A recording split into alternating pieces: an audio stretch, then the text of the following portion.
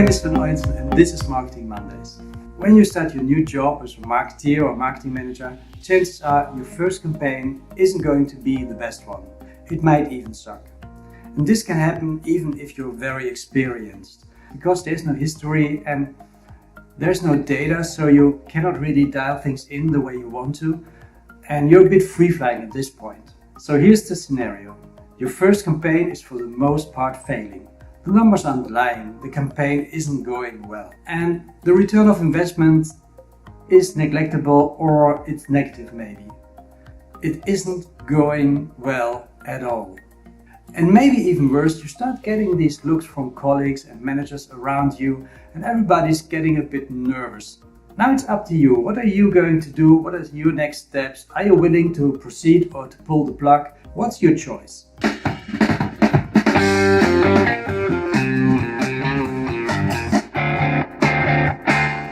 My name is Van Oysen, this is Marketing Mondays, and today I'm going to show you ways I think will probably help you save your campaign.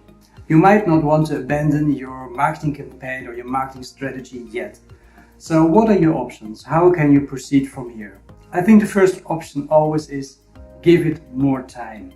Be patient. First of all, I really want to acknowledge that some sort of campaigns, they will take a long time to show you the results you want to. I'm thinking about branding campaigns, but also SEO campaigns, for example. Don't get discouraged just after a few weeks in the process. There are other types of campaigns, like maybe PPC campaigning. They should show you results immediately.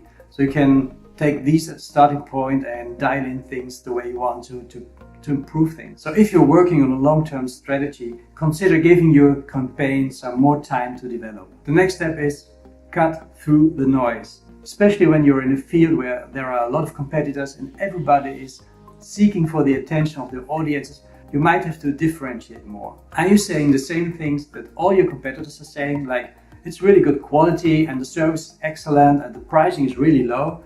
Then you're not differentiating at all. You're saying the same that all your competitors are saying. So start sharing a different message, something unique to your company and your brand, and maybe think about what is your unique brand promise. What are you offering your customers that no one else can do the way you do it?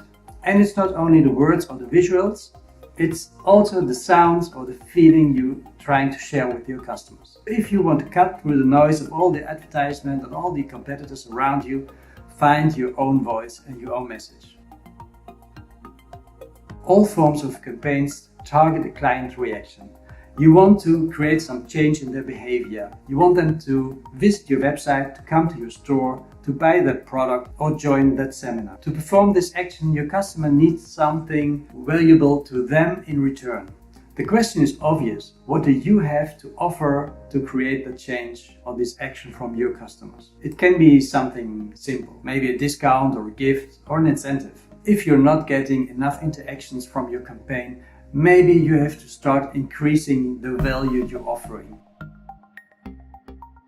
The next thing you can have a look at is, how is your targeting working? Do you target a specific group of people? It's really tempting to target a generic big group because there's a big number and you think, well, there's a big number, there should be more spin-off for me. But it doesn't always work that way. Sometimes being more specific, more focused in the group of people you're actually targeting can help you improve on your business. It's almost always better to target a smaller kind of group because the message you're sharing is more relevant for those people. Reflecting on that, if your messaging isn't giving you the results you want to, maybe it's time to take a step back and look at the demographics of your target group again and see if your message really fits the tone of voice and the way you should do things with these specific kind of people. And if you find some nuances or gaps, maybe from some new research you started, adjust your campaign according to that and define your message again.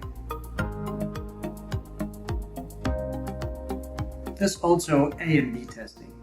Test different approaches on different segments of your target audience and see which one works best. And learn from that and change your campaign accordingly. And when you do that, you can also variate in the message, but also the channels you're using or the mediums you're using to get your message to your audience. Running A and B tests really helps you figuring out what works and what doesn't. You can also have a look if your campaign really aligns with other campaigns you're running as well. Marketing campaigns work best if they are not lone wolves, but they work in packs. That's why you should also examine how your latest marketing campaign plays into your overall campaigning and your strategy as a whole. This can help you identify problems with your brand voice, the direction you're heading, or even identify missed opportunities in maybe cross-promotion. So try to keep everything as tied together as possible. The final one is, of course, the end game. If all these strategies aren't working and you feel your campaign is really a lost cause, it's time to pull the plug and try something new. And don't forget, something new could be the same strategy, but maybe with a new angle, or maybe with some new funding, or a different approach, or just a new strategy altogether. This doesn't mean your strategy was useless from the beginning. It just means you should focus on something else for now. Well, thinking about it, my conclusion is don't jump ship too soon. There are a lot of ways you might be able to save your first campaign. And marketing campaigns in general are rarely 100% successes or failures. The truth is always somewhere in the middle. And you have to figure out how successful your campaign has to be worth putting all this effort in and putting all this energy in from you, your company, your colleagues, and everybody around you. Even if you perform well, there will be factors beyond your reach, and there's always something you need to improve on. Just remember, this was your first campaign, and this shouldn't discourage you. It should give you the information you need to make your next campaign even better. I hope you find the energy to experiment with all these options you've been given actually in making campaigns. And I know for sure that the more campaigns you're running, they will get better, and your starting point won't always be your first campaign. Thanks for watching. My name is Sven Orensen, and this was Marketing Mondays.